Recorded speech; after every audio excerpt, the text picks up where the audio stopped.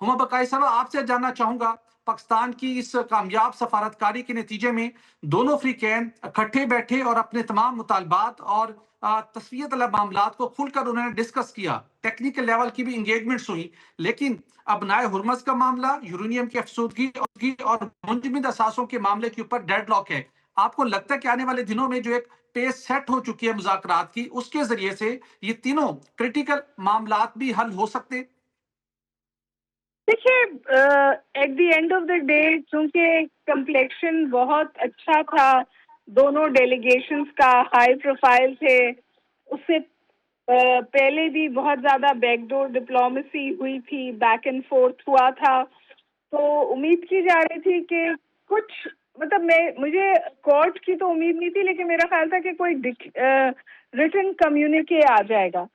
लेकिन apparently and हुआ इस तौर के डायलॉग हुआ है, अकॉर्ड नहीं कह सकते, लेकिन डायलॉग भी बहुत अच्छी पेशरफ्त है, क्योंकि दोनों तरफ से जो फाइनल वर्ड आया उसमें एलिमेंट ऑफ फ्लेक्सिबिलिटी था। हुमा बकाई साहबा से मैं एक क्वेश्चन करना चाहूँगा। हुमा बकाई साहब, आपको आई होप कि अब ऑडियो बेहतर होगी। मैं जानना चाहूँगा कि पाकिस्तान की काफ़ियत और दुनिया उसकी मुख़तलिफ़ दिखाई दे रही है। अब सीज़ फायर 21 अप्रैल तक इंटैक्ट है। आपको लगता है कि इस दौरान जो स्पॉइलर है इज़राइल, वो कोई ऐसी हरकत नहीं करेगा जिससे ये सारा जो प्रोसेस है उसको कोई एक बड़ा सेटबैक मिले? चूँकि कहा ये जा रहा है, जो चूँकि अब तुर्किया के सदर की भी एक स्टेटमेंट सामने आई, चूँकि जिस तरह वो लबनान में एक नया फ्रंट उसने ओपन कर दिया था।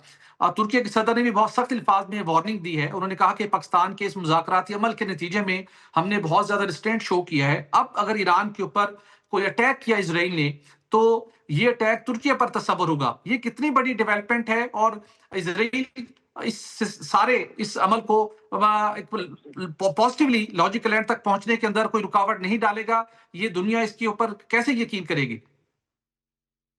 देखिए जी, Israel has acted as a spoiler, और वो स्पॉइलर के तौर पर काम करना नहीं छोड़ सकता, और बिलखुसूस प्राइम मिनिस्टर नेतन्याहू नहीं छोड़ सकते, क्योंकि उनका सियासी बका और उससे ज्यादा उनकी और उनकी अहलिया का जेल से बाहर रहना इस बात पे टिका हुआ है कि वो अगले इलेक्शंस लड़ें और जीतें। और अगले इलेक्शंस में जो उनका मैनिफेस्टो में सबसे क्रिटिकल इशू था वो ईरान था। वो लॉन्गेस्ट सर्विंग प्राइम मिनिस्टर हैं इजराइल के।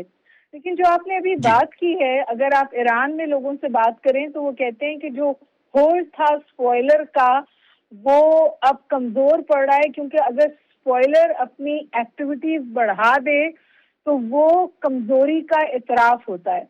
तो इन सम वेज आपने देखा कि लेबनान में ब्लैक डे हुआ, शदीद तरीन हमले हुए, अभी दोबारा उन्होंने हमले शुरू कर दिए, और जो विजिट होना था लेबनीज प्राइम मिनिस्टर का to the United States of America for a ceasefire, वो कॉल ऑफ हो गया। और ना सिर्फ ये कि कॉल ऑफ हो गया है, बल्कि आज उन्होंने फॉस्फोरस, वाइट फॉस्फोरस भी यूज किए लेबनान में। तो इसका मतलब है कि जो डेस्परेशन लेवल्स हैं वो बहुत हाई हैं इजराइल में, और जो फ्रस्ट्रेशन लेवल्स हैं वो बहुत हाई हैं अमेरिका में। अगर आप उनकी डोमेस्टिक डिस्कशन सुने अमेरिका की, वहां पर बहुत ज्यादा प्रेसिडेंट ट्रम्प कॉल आउट कर रहे हैं, और उनको एग्जिट करना तकरीबन अब उनकी सियासी मजबूरी बन गई है। जो अभी स्टेटमेंट आया है टर्की का, मुझे इसकी कंफर्मेशन नहीं आई है, but at the end of the day अगर ये स्टेटमेंट सही है तो इस बात का तो आकाश है कि शदीद तरीन तन्हाई का शिकार है इस वक्त इजराइल। अमेरिका इस जंग से पीछे हट रहा है। जैसे ही अमेरिका इस जंग से पीछे हटता है, इजराइल एक्सपोज हो जाता है। जो कुछ इजराइल को आपने करते हुए देखा गजा में और लेबनान में और फाइनली ईरान के साथ, वो प्रेसिडेंट ट्रम्प की अनप्रेसिडेंटेड सपोर्ट थी, जो पहले किसी और खुला, समझिए खुला खाता था, ब्लैंक चेक था बिल्कुल ठीक। जो प्रेसिडेंट ट्रम्प ने इनको दिया हुआ था, और किसी अमेरिकन प्रेसिडेंट ने दिया नहीं और ना देगा। तो दिस इज अ बिल्कुल नाइटमेयर ठीक। For Israel. बिल्कुल ठीक।